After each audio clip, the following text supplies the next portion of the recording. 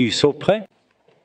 Monsieur Bounos, Veuillez vous joindre à moi pour accueillir le secrétaire Rubio, le ministre des Affaires étrangères Wagner et le ministre des Affaires étrangères Ndujire.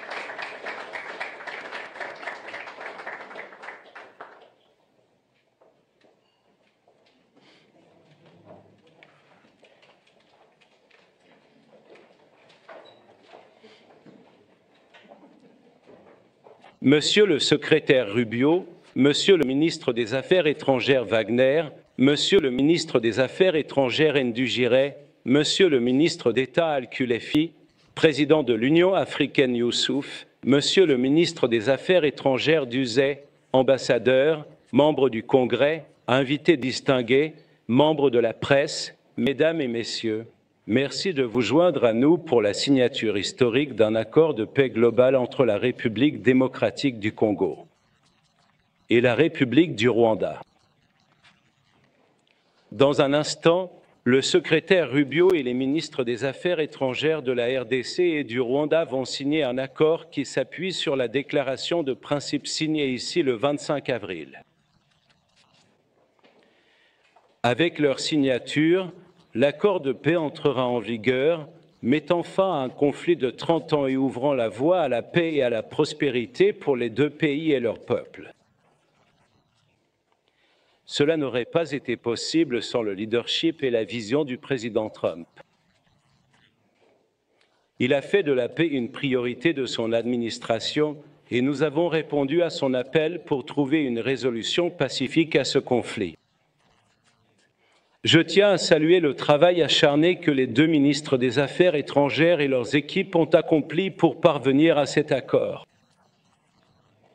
Je souhaite également souligner le partenariat du gouvernement du Qatar qui œuvre en faveur d'un accord parallèle entre le gouvernement de la RDC et le groupe armé M23. De plus, je tiens à souligner que le travail accompli sous l'égide de l'Union africaine a été déterminant pour parvenir à cet accord. Nous sommes impatients de coordonner avec le président de l'ERA et le président togolais, qui agit en tant que facilitateur de l'ERA, afin d'assurer la mise en œuvre de l'accord. Enfin, je souhaite sincèrement saluer toute l'équipe dévouée ici au département d'État qui a grandement facilité les discussions importantes et a aidé à guider les deux parties impliquées vers cet accord mutuel et significatif. Je vais maintenant donner la parole au secrétaire Rubio pour les remarques d'ouverture. merci. Je suis honoré que vous soyez tous ici aujourd'hui. Je suis honoré d'être accompagné de mes homologues de la République démocratique du Congo et du Rwanda, ainsi que du travail acharné que vous avez tous deux fourni pour rendre cela possible. Cela n'a pas été facile. Il reste évidemment du travail à faire, notamment en ce qui concerne la mise en œuvre, mais nous sommes très honorés de votre présence à tous les deux, et ce fut un honneur de travailler avec vous. Nous avons beaucoup de personnes à remercier. Évidemment, la formidable équipe ici au département d'État qui a fait un excellent travail, M. Boulos, qui a fait un travail phénoménal. Il est en poste depuis environ 10 semaines maintenant et il s'est totalement investi dans ce dossier. Il a vraiment travaillé d'arrache-pied. Tu as fait un excellent travail. Et nous te sommes reconnaissants pour tout ce que tu as accompli. Évidemment, rien de tout cela n'aurait été possible sans des amis et partenaires aussi proches que l'Union africaine et le Qatar, avec qui nous travaillons beaucoup ces derniers temps. Nous faisons beaucoup de choses avec vous. Et vous avez été vraiment déterminants. Et l'Union africaine, sans vous, cela n'aurait pas pu se faire. Je veux dire, c'est vous qui avez rassemblé tout le monde. Je tiens aussi à saluer, mais quand je dis ancien collègue, il y a à peine 6 mois, j'étais encore sénateur, mais ils sont ici aujourd'hui, les sénateurs Hans et Aish. Le sénateur Rich est le président de la Commission des Affaires étrangères et c'est un très bon ami à moi, et il a évidemment suivi cette question de très près. Il en a fait une priorité. Et le sénateur Hans m'en parlait déjà, avant même que je sois nommé à ce poste, et même pendant le processus de nomination. Et il y en a d'autres qui n'ont pas pu être présents aujourd'hui, que je tiens aussi à saluer, les sénateurs Cohn et Booker. Il y a eu beaucoup d'intérêt pour ce sujet, et nous leur en sommes tous reconnaissants. Ils étaient invités, mais j'imagine que, vous savez, ils ont mis choses à faire au Sénat, comme vous le savez. Mais nous sommes reconnaissants que vous soyez tous les deux ici, c'est essentiel. C'est, vous savez, un moment important après 30 ans de guerre. Le président Trump est un président de paix. Il veut vraiment la paix. Il y a place au-dessus de tout le reste. Nous avons vu son intervention dans le conflit entre l'Inde et le Pakistan. Nous avons vu son intervention tout récemment, il y a quelques jours, dans une guerre très dangereuse, n'est-ce pas? Une guerre très dangereuse qui aurait vraiment pu dégénérer, et son intervention a rendu cela possible. Et il y a d'autres endroits où nous aimerions voir cela, mais nous sommes très enthousiastes à ce sujet, et nous avons hâte d'accueillir les chefs d'État, les présidents des pays respectifs ici à Washington dans quelques semaines pour finaliser le protocole et l'accord complet. Mais aujourd'hui est une étape importante dans cette direction, et nous sommes reconnaissants de pouvoir l'accueillir ici au département d'État. Et en y réfléchissant, vous savez, parfois nous pensons que la paix ne consiste pas seulement à mettre fin aux guerres, ce n'est pas seulement sauver des vies. Il s'agit de permettre aux gens de vivre. Il s'agit de permettre aux gens d'avoir désormais des rêves et des espoirs pour une vie meilleure, pour la prospérité, pour des opportunités économiques, pour la réunification familiale, pour toutes ces choses qui donnent un sens à la vie. Toutes ces choses deviennent impossibles lorsqu'il y a la guerre et des conflits.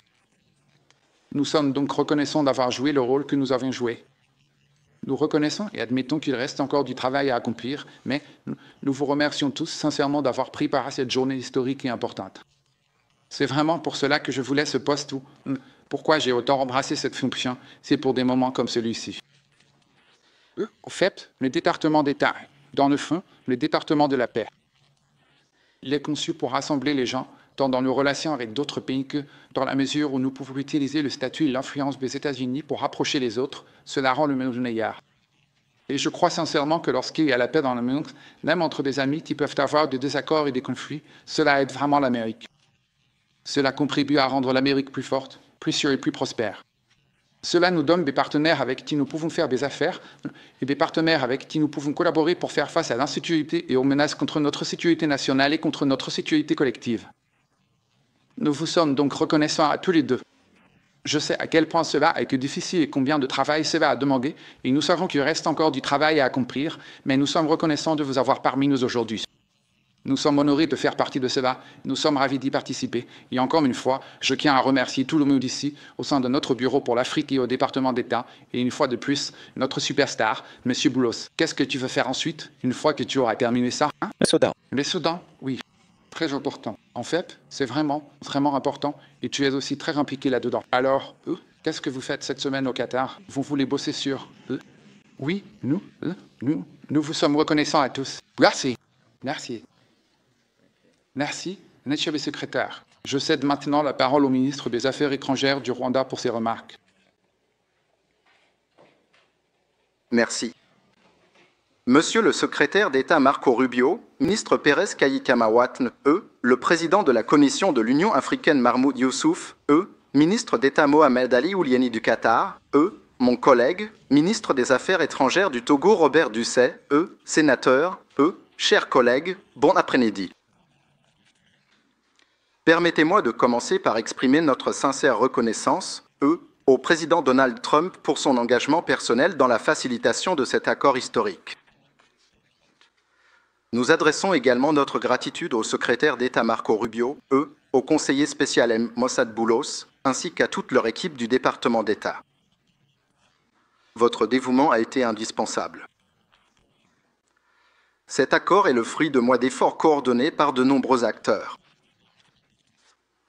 Il est très important de souligner que l'État du Qatar a joué un rôle absolument central.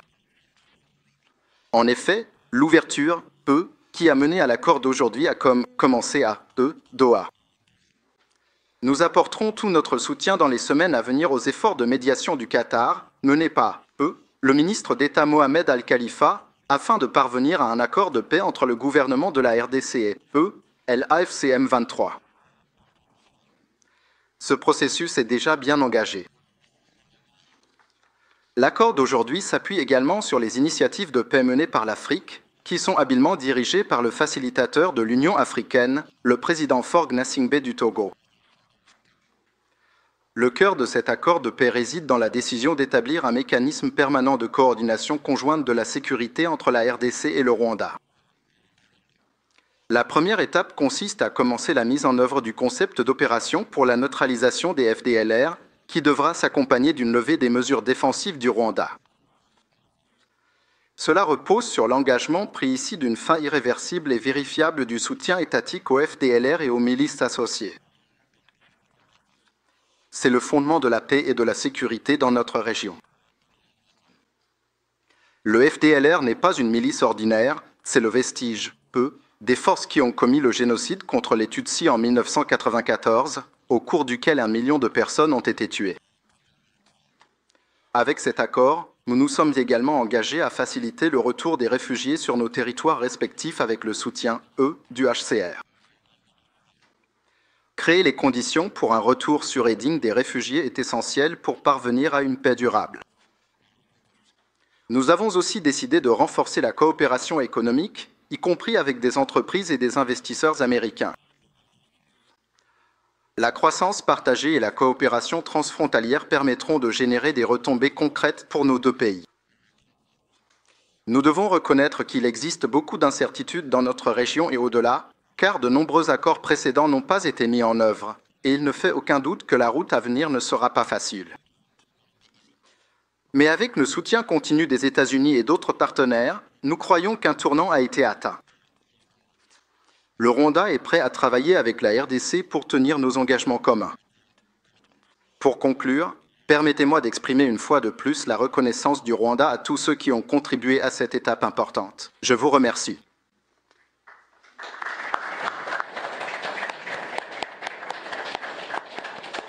Merci. Merci. Messieurs les ministres, je me tourne maintenant vers le ministre des Affaires étrangères de la République démocratique du Congo.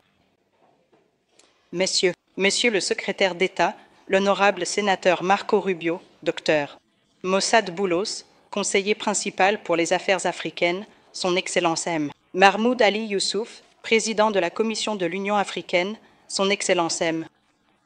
Olivier Nduwur, ministre des Affaires étrangères de la République du Rwanda, son Excellence docteur. Mohamed bin Abdulaziz Al Khalifa, ministre d'État au ministère des Affaires étrangères de l'État du Qatar.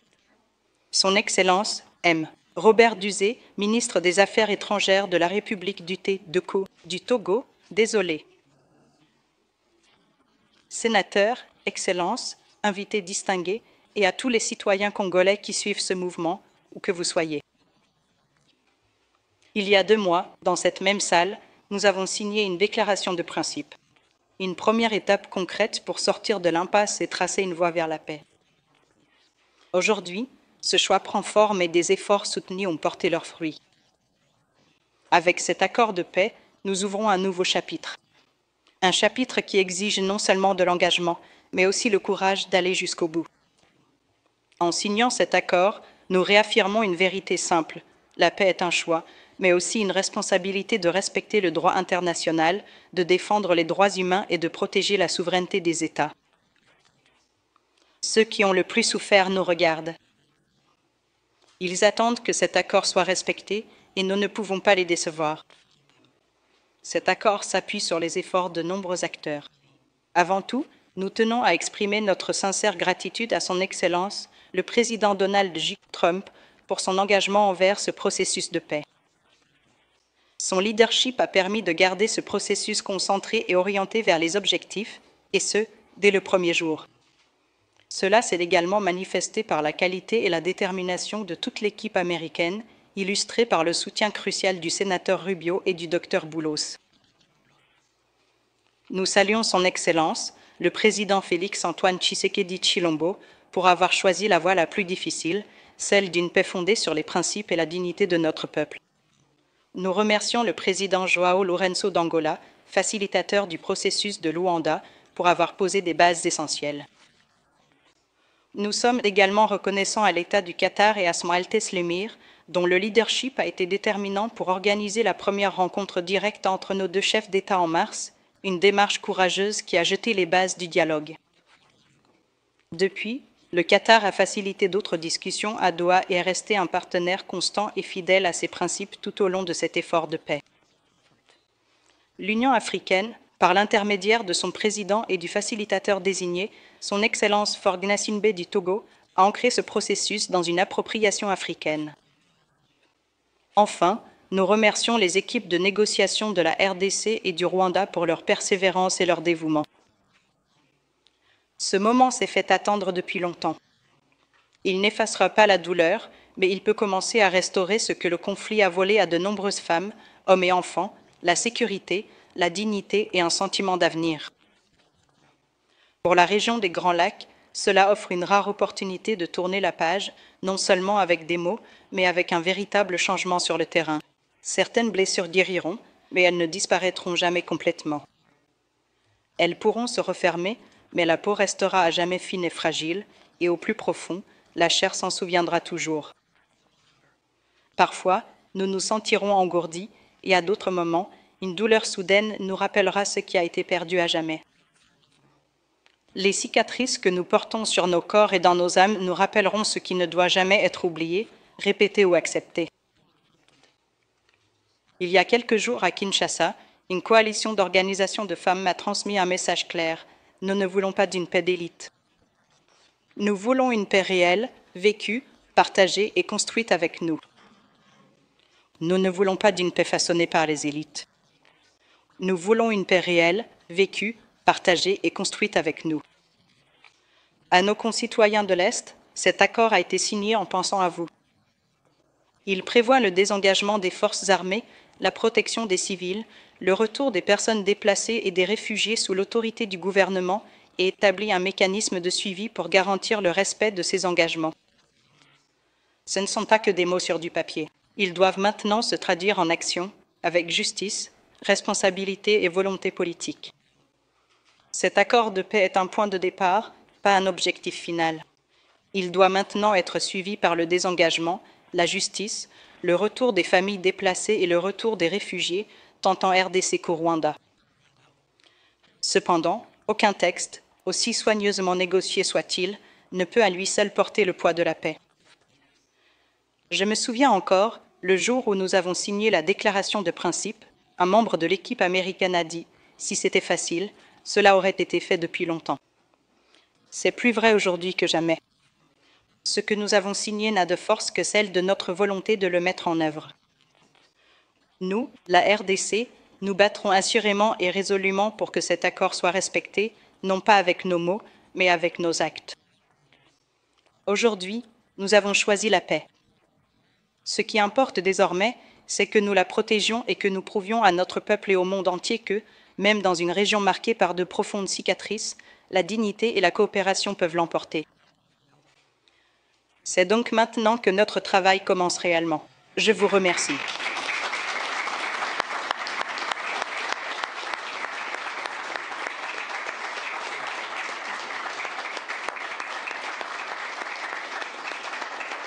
Merci, Madame la Ministre. J'ai maintenant l'honneur d'inviter les parties à signer l'accord de paix en présence du secrétaire Rubio.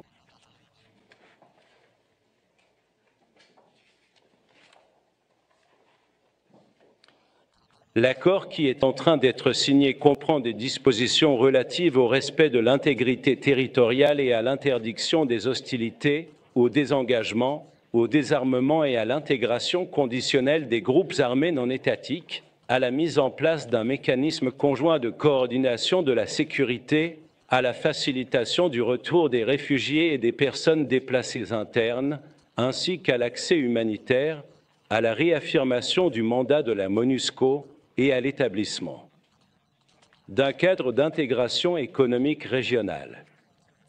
L'accord comprend également une annexe sur le fonctionnement du mécanisme conjoint de coordination de la sécurité, ainsi que le texte intégral du concept d'opération du plan harmonisé pour la neutralisation des FDLR et le désengagement des forces levées des mesures défensives par le Rwanda, qui a été convenu sous l'égide du processus de Luanda le 31 octobre 2024 et adopté par les ministres des Affaires étrangères le 25 novembre 2024. Avec la signature des parties aujourd'hui, l'accord entre immédiatement en vigueur. Merci beaucoup. Félicitations.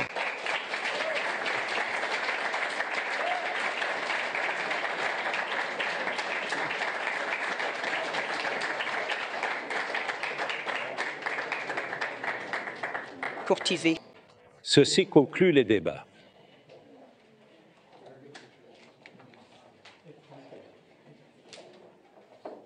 Puis-je avoir une photo?